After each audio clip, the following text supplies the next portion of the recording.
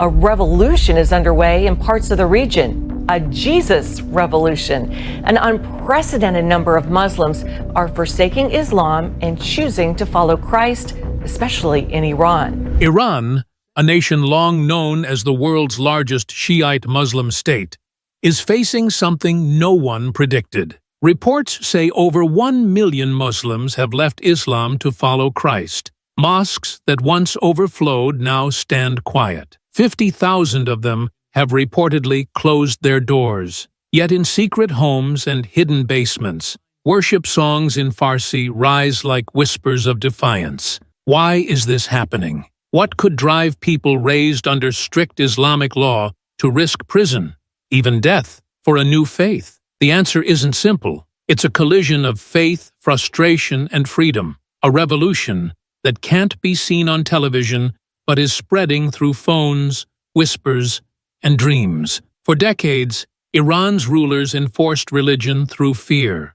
The morality police patrolled streets, punishing unveiled women and questioning men for un-Islamic behavior. But beneath that pressure, something unexpected began to grow. Doubt, economic collapse, corruption, and hypocrisy cracked the foundation of belief that once held the country together. Out of that disillusionment came curiosity, and curiosity led many straight to a book banned in most Iranian homes, the Bible. Today we're uncovering how a movement born in secret is rewriting Iran's spiritual identity, and why experts call it one of the fastest-growing Christian awakenings in the Muslim world. Stay with me, because what comes next, the hidden network fueling this Jesus revolution, might shock you even more. Inside Iran, church buildings are rare, and open worship is almost impossible. Yet Christianity spreads in silence, through underground churches that meet in ordinary homes, small apartments, or even warehouses disguised as workshops. A typical gathering is small, maybe 10 or 15 people. Shoes come off at the door, curtains are drawn tight, and phones are switched to airplane mode to avoid tracking. The sound of worship is soft. No microphones, no loud singing, just quiet voices sharing verses and stories of hope. Each meeting is an act of courage. At any moment, security forces could burst through the door. When that happens, leaders are taken first. Many disappear for weeks or months, accused of acting against national security. In prison, they face solitary confinement and relentless interrogation. Yet, even there, faith grows. Some new believers say they found Christ because they saw that courage. Ordinary Iranians willing to suffer rather than stay silent. Technology has become the lifeline of this movement. Using encrypted apps, believers share teachings, download digital Bibles, and join online worship sessions led by pastors outside Iran. A woman in Tehran might pray with a group in Turkey. A young man in Isfahan might be discipled by a church leader in Europe. This invisible web of connection keeps the movement alive. Despite the danger, more people join every month. What drives them? Why risk everything for a forbidden faith? The answer lies not just in religion, but in disillusionment with a system that promised holiness, yet delivered oppression. For over 4 decades, Iran's government has tied religion to power. Every law, every punishment, every slogan has revolved around one message: Islam is the state. Yet that message, repeated endlessly, began to crack under the weight of its own contradictions. The promises of the revolution, justice, prosperity, purity, never arrived. Instead, ordinary Iranians faced corruption, censorship, and economic collapse. Prices soared, while the elite lived comfortably. The same leaders who preached modesty sent their children abroad to luxury schools. When faith becomes a political tool, people start to question the tool, not just the rulers. Young Iranians, especially those born after the revolution, looked around and saw a system using God's name to justify control. Many stopped going to mosques. Others searched quietly for something new. The breaking point came with events like the death of Mahsa Amini, A young woman allegedly killed for wearing her hijab incorrectly. Her death ignited protests across Iran. Women cutting their hair, men shouting alongside them, crowds chanting, "Woman, life, freedom." Those protests weren't just about clothing. They were about choice, about rejecting a religion enforced by fear instead of faith. That desire for choice became the doorway through which Christianity entered. For many, the message of Jesus, forgiveness, love, personal connection with God, sounded like the opposite of everything they had been taught. As trust in the system collapsed, people began to whisper about a new way to believe. One by one, they crossed a line the regime never thought anyone would dare to cross. For young Iranians, Christianity isn't just a religion,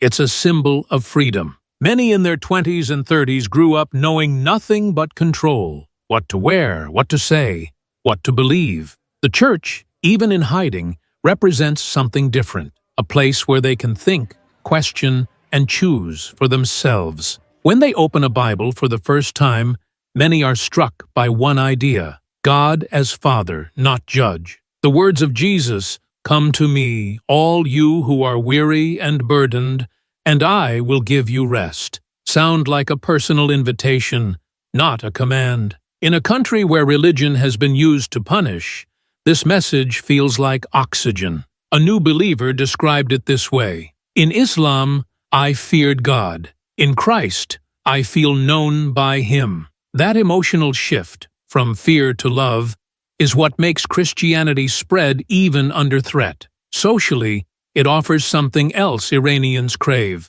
community without politics. House churches are filled with people of every background, students, workers, even former clerics, united not by ideology, but by shared hope. For women, this change feels especially powerful. Christianity's view of equality before God gives them dignity that the regime often denies. Some of the most active leaders in underground churches today are women, bold, educated, unafraid. What began as quiet curiosity has become a movement, and every act of worship in secret chips away at the regime's most sacred illusion, that it controls the soul of its people. The Iranian government knows what's happening, and it's terrified. To them, conversion isn't just about religion.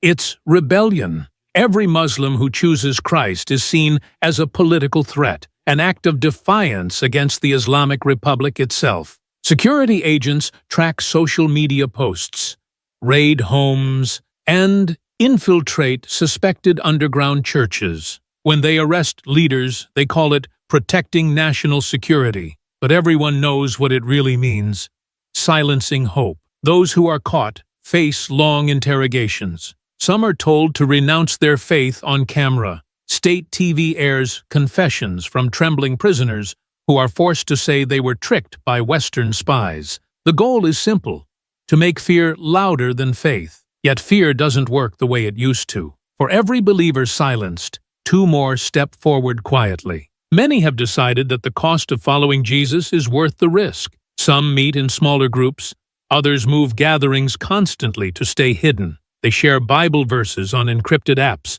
memorize passages in case their phones are searched, and use coded language like "the banquet" to describe worship. The government also fights a digital war, blocking Christian websites and satellite channels like Mohabbat TV. But Iranians are experts at getting around censorship. VPNs, satellite dishes, and encrypted chats keep the message spreading faster than the state can stop it. Officials try to deny it's happening, but the numbers tell another story. When half the mosques in a nation are closing, the crisis is clear. What the regime can't control, and what truly scares them, is not just people losing faith in Islam, but people finding hope somewhere else. In Iran, many conversions begin not with a book, but with a dream. Muslims across the country report seeing visions of Jesus, sometimes speaking, sometimes offering guidance, experiences that leave them shaken and curious.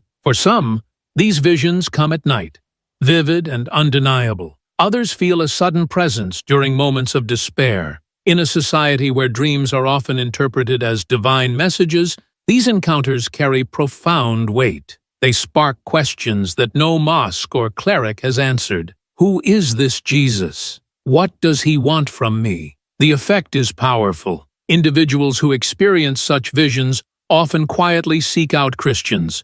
They join small house churches or contact ministries operating online. One young man described it. I dreamt of a man who showed me a book I had never seen. When I opened it, I felt peace I had never known. I knew I had to find him. These experiences act as catalysts. They bypass fear, bypass politics, and speak directly to the heart. Even under constant threat, those who feel called by these encounters often take incredible risks to follow their newfound faith. Across Iran, these visions aren't isolated. Experts tracking the movement have noted a pattern. Thousands of new believers report similar encounters, sometimes independently, sometimes after hearing about them online. It's as if a silent, spiritual wave is moving through the country, one dream at a time. What begins as a personal, almost secretive experience soon becomes part of a larger awakening,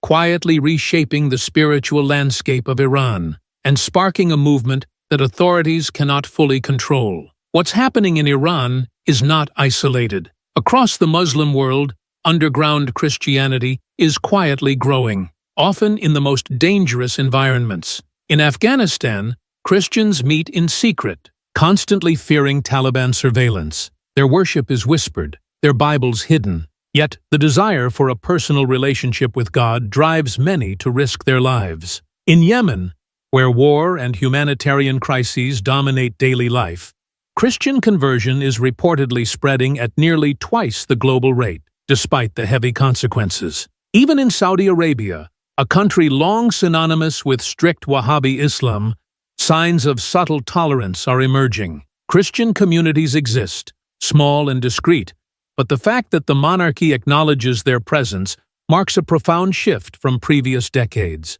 Iran, however, stands out. Its youth are educated, tech-savvy, and increasingly disillusioned with the state's promises. This combination, dreams, technology, secret churches, and a population ready for change, has created a perfect storm for rapid Christian growth. Experts call it a movement that is the tip of the iceberg. While official statistics are hard to verify, ministries tracking the trend consistently report thousands of new believers, many connected digitally to communities outside the country. The growth isn't just spiritual, it's cultural, political, and social. The wave is silent, but undeniable, moving through Iran and spilling into neighboring regions. What authorities fear most is not merely loss of followers, but the potential ripple effect. A society where belief is no longer dictated, and faith becomes a matter of choice, rather than coercion.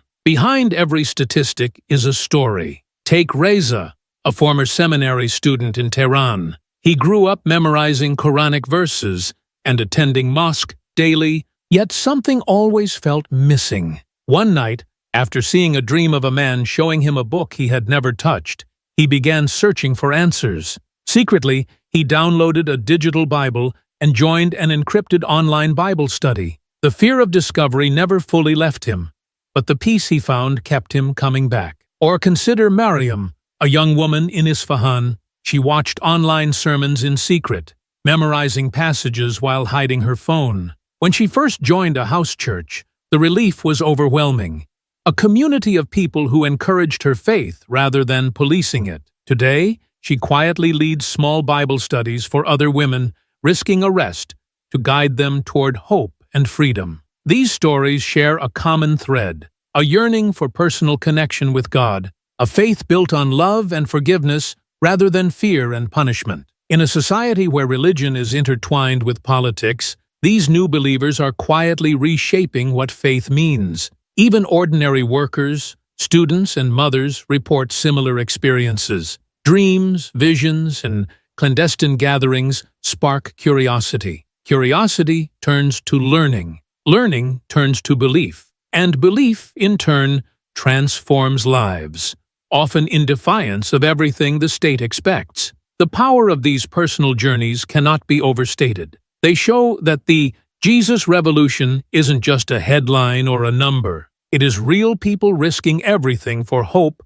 freedom, and faith. The Iranian government can arrest, interrogate, and intimidate, but it cannot control what happens inside the hearts of believers. That's the secret of this movement's resilience. Technology plays a central role. Encrypted apps like Telegram and Signal allow believers to organize Bible studies, share sermons, and mentor new converts, all without leaving a trace. Digital Bibles and online courses reach thousands who have never set foot in a physical church. Even satellite TV broadcasts, long banned by the state, slip into homes through hidden dishes and VPNs. Faith itself is another force the government cannot contain. Once someone experiences personal transformation through a dream, a vision, or a secret gathering, fear becomes secondary. Believers find courage in community and inspiration in Scripture. They memorize passages, teach others, and quietly replicate small house churches wherever they can. Even the constant threat of raids has an unexpected effect. It strengthens commitment. Knowing the cost makes the faith feel more real, more valuable, more worth protecting. Underground leaders adapt constantly. Meetings move. Messages are encrypted. Names are changed. Yet the movement grows because it is built from the ground up, not imposed from above. What began as curiosity and quiet exploration has transformed into a social and spiritual network that is increasingly impossible to dismantle. For the authorities, every raid is a temporary win, but for the believers, every challenge is a chance to prove that faith and hope are stronger than fear. The future of the Jesus Revolution. What comes next? Iran stands at a crossroads. 1 million Muslims have reportedly embraced Christianity, and the number quietly grows every month. The underground movement has proven resilient, adaptive, and remarkably resourceful. But what does the future hold? Some experts warn of potential backlash. The government may intensify raids, increase digital surveillance, and impose harsher penalties for apostasy. Yet the very measures designed to suppress the movement often strengthen it, forcing believers to become more organized, more secretive, and more committed. Globally, Iran's Jesus Revolution has already inspired similar awakenings across the Middle East. Afghanistan, Yemen, Saudi Arabia all see evidence of faith quietly spreading in the shadows. What happens in Iran may ripple outward, shaping spiritual landscapes far beyond its borders. For the people themselves, the movement is more than religion. It's a statement of freedom, hope, and personal choice. Each dream, each secret meeting, each whispered prayer chips away at fear and creates a new reality, one where belief is not dictated by law, but embraced in the heart. And yet, the story is far from over.